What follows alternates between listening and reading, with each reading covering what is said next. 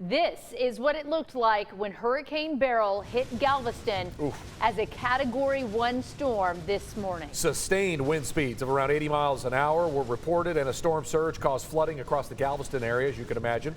People there were under a voluntary evacuation order this morning, but once the storm arrived, people weren't able to go anywhere. And this is what the aftermath looked like a few miles away in Sargent Beach, where they saw really some substantial damage, as you can see. Mobile homes, sheds, and more were torn apart. That includes power lines, which is part of a major storyline across that area and also in Houston. Right now, over 2 million people don't have power because of the intensity of the storm. Our very own 6 News reporter Cindy Deshawn has family that lives where the storm hit directly. Sydney joins us now live in studio to break this all down. Tell us more about your family's experience, Sydney, and what impact it's left on neighbors. Yeah, Chris and Lindsay, my family is one of many who need to drive 8 to 10 miles just to get some sort of phone service to let loved ones know they're okay and to get updates on their own situation. My dad described this morning as something he's never experienced before. We went through Hurricane Harvey, Tropical Storm Allison. I can remember being a teenager and going through Hurricane Alicia here back in 1983.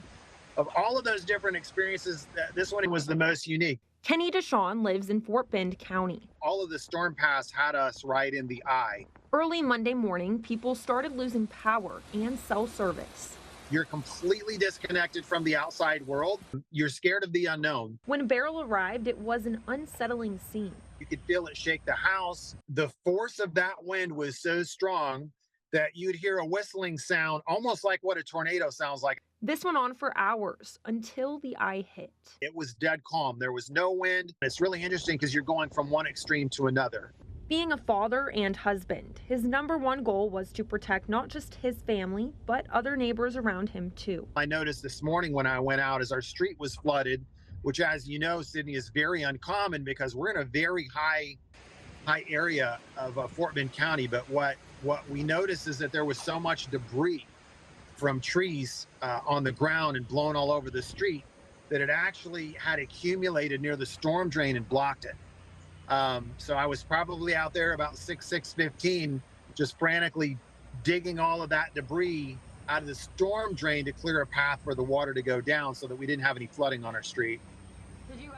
Yeah, now thankfully they are okay, but right now there are 2 confirmed deaths in Harris County after Beryl downed trees in separate Houston neighborhoods, and there is no estimate as to when service will be restored, guys. Yeah, a lot of people in this area with family in Houston, everybody checking on them, making sure they're okay. Yeah, Sydney, they thank got it. you. They got it the worst. With every